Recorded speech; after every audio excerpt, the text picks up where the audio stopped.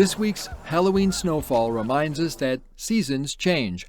And inside the Coon Rapids Public Works building, the Streets Department is preparing for winter. We just calibrated the sander. Dump trucks are being turned into plow trucks. This assembly here is the sander, which allows the operator to adjust it for how many pounds of salt per mile they put down, depending on temperature and road conditions.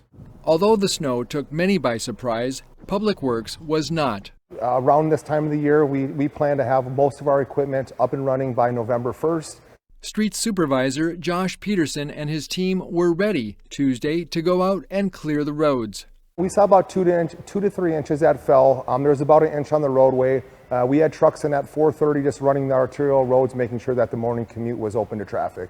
And then there are the sidewalks. We have approximately 107 miles of sidewalk. Public Works has 5 sidewalk machines, which they use to remove the snow. At this point in time, most all has been melted, but we do our best to get them down to bare pavement as close as we can, without using any chemicals, that is. Street sweepers have made it through the city just once, but they'd like to get through 3 full sweeps in the fall.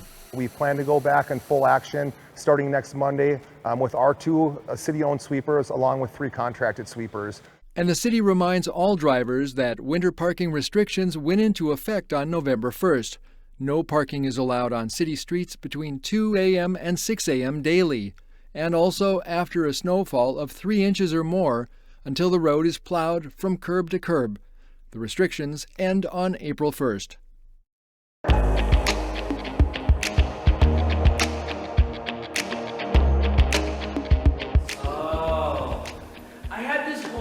Metamorphosis thing going. I've been reading this book about coffee. It's showtime at Anoka Ramsey Community College. A cast of 8 students is staging their fall production called The 5th of July. A group of friends who came of age in the 60s have a reunion where they reminisce about shattered hopes, buried resentments, lost dreams, and the unhealed trauma of the Vietnam War. It's very unique. It's a slice of life, and it's just very wholesome to see.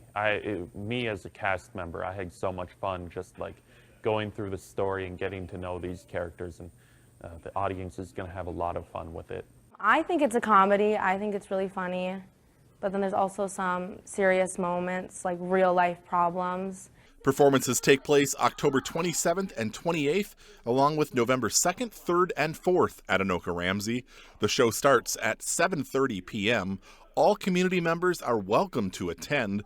For ticket information, log on to ARCCtheatre.com.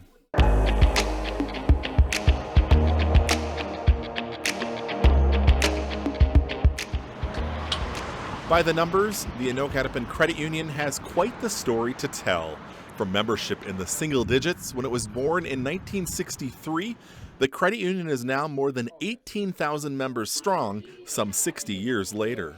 We were started by a couple of educators in the Anoka School District. Back then, it was known as the Anoka School District Number 11 Employees Credit Union. But in 1993, the state chartered credit union changed its name and opened membership to a more diverse population. You know, our products and services are incredibly tailored to our members' needs, and we are continually looking to improve those products and services. Hesley says the biggest difference you'll notice with a credit union versus a bank is the personalized service. They also boast higher deposit rates, along with lower loan rates and fees. AHCU is owned by its members and governed by a member-elected board of directors.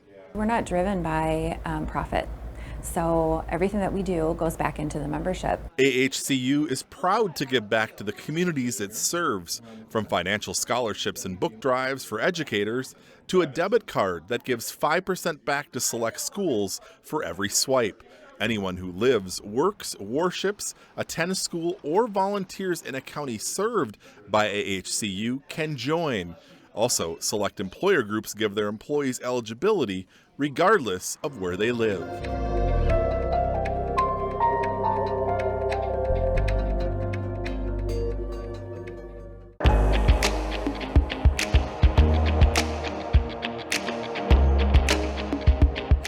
Three, two, one.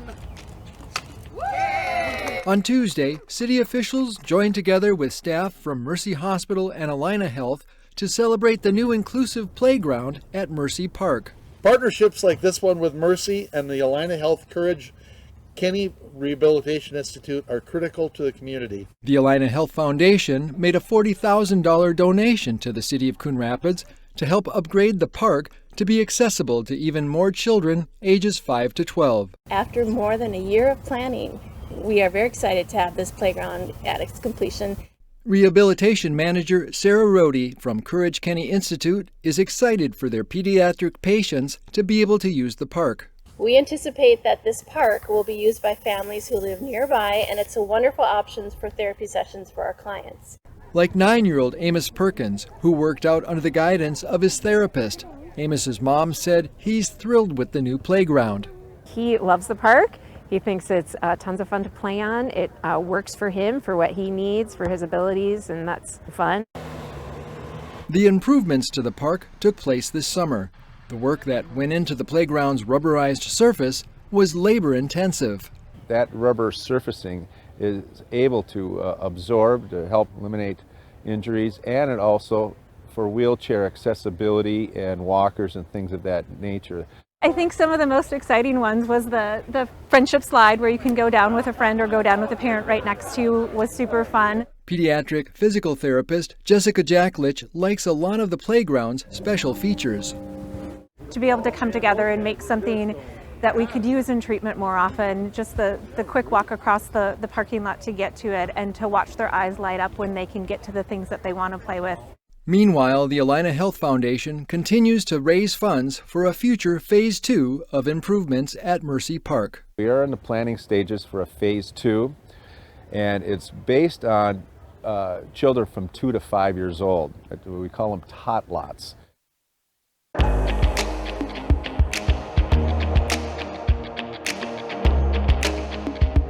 Here's a quick recap of the Tuesday, October 17th City Council meeting. On a 6-1 vote, the Council approved an ordinance that prohibits the short-term rental of private homes in Coon Rapids. The new ordinance prevents homeowners from renting out their homes for less than 30 days on platforms like Airbnb and Vrbo. The majority of the council feels it's more appropriate to limit short-term rentals to hotels, motels, and other similar accommodations, which are appropriately zoned. The ordinance does not prohibit a homeowner from renting out a room if they are also living at the property. The City Council approved another new ordinance this week, this one relating to parking near Crooked Lake Park. Parking will be banned on the south side of 131st Avenue between Crooked Lake Boulevard and Arrowhead Street from May 1st through September 1st each year. Crooked Lake Park is heavily used during the summer months, which leads to on-street parking concerns for nearby residents. A big promotion had police officers out in force at Tuesday night's meeting. I, Tanya Harmoning, do solemnly swear that I will support the Constitution of the United States. That I will support the Constitution of the United States. Tanya Harmoning has traded in her sergeant's badge for the title of police captain. Mayor Jerry Cook administered the oath of office on Tuesday night. Captain Harmoning has been with the department for nearly 22 years, most recently serving as the sergeant of investigations. Although Captain Harmoning possesses many attributes that we believe will make her successful in her new role, her passion and commitment to the wellness of others are what have always stood out to me. Captain Harmoning was instrumental in helping launch the embedded mental health professional in the department, which is now a model for other agencies. And 2 years ago, she pushed for a mental health wellness program that now requires all department members to have an annual checkup with a mental health professional. Congratulations. And that's a quick recap of the October 17th City Council meeting. As always, you can find the full meetings on cable or the CTN Coon Rapids YouTube channel.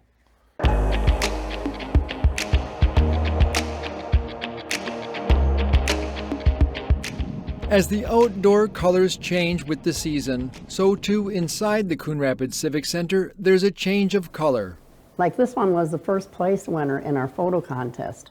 It was the first time Arts Commission Chair Mary Ann Keene saw the display case filled with art on display, the new rotational public art program created by the Arts Commission with help from the City of Coon Rapids. anybody that, does artwork, and is good at it, it's a good way to get their name out there as an artist by, having it displayed, because it's in a public place where, people can walk in anytime the city's open and see what's out there on display. The initial display went up on October 1st and will continue through the end of the year. It includes top photos from the city's annual photo contest, and it also features a colored pencil drawing by a regional artist. The commission hopes to rotate the display quarterly, installing new artwork every 3 months. I think it's just getting the word out that the city is going to display, artworks, that people, who are artists or are really good at drawing, that they can contact, the city through the website, and, they may just end up with her print in the case there. If you want to find out more about the Coon Rapids Art on Display program, you can scan the QR code or go to coonrapidsmn.gov/art on display for details.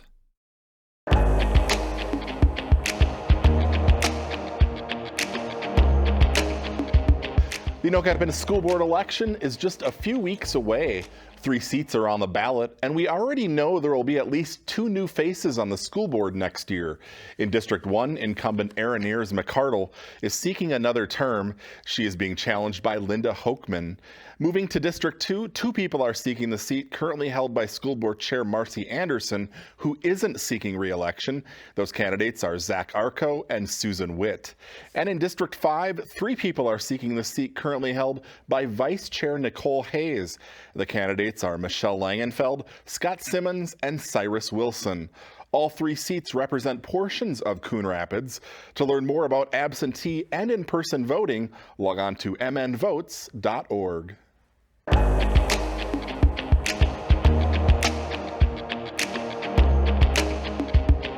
If you haven't seen him out and about yet, look for him at upcoming community events.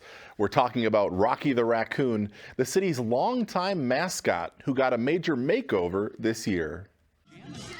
All right, and there is our new city mascot, Rocky. He's actually making his debut in the parade. The Coon Rapids 4th of July celebration is always a big deal, but this year's parade had an extra special guest. We knew many months ago that we were going to introduce Rocky again, reintroduce him to the community with a splash, and the 4th of July seemed like a natural fit for that. Since July, Rocky has popped up at various community events, including a Summer in the City meeting, Night to Unite, the Coon Rapids Love My Pet Fair, and Fire Department Open House. He's a new and fresh version, but he's not a new idea. Coon Rapids has used raccoons in its city logos dating back to the late 1960s. Their look may have changed over the years, but not the fact that they were the inspiration for the city's name. It became important to the council and to city staff and to community volunteers that we celebrate the history of Coon Rapids and take ownership over our image and our story and the narrative of what Coon Rapids is all about. The new Rocky went through several iterations before coming to life this summer, following many rounds of feedback from city staff, council, and community volunteers. You have to think about the ears, the shape, the fur. How furry or not furry is it? How big and bright or not are the eyes? Should it have whiskers? Should it not? All that feedback led to this Rocky, who has more than just fur to keep warm. He has different themed vests and even ice skates to represent the city well at events throughout the year. The kids love him. It's so cute to be at an event and see a little one just run up and hug his big furry legs or, give him a high five. That is what we want to create for an atmosphere here in the city, and it's been really fun and rewarding to see that come to fruition. Throughout the 1800s, there was an abundance of raccoons along the Mississippi River and a nearby creek. The raccoons inspired early settlers to start referring to the creek as Coon Creek, which eventually became the basis for the city being named Coon Rapids decades later.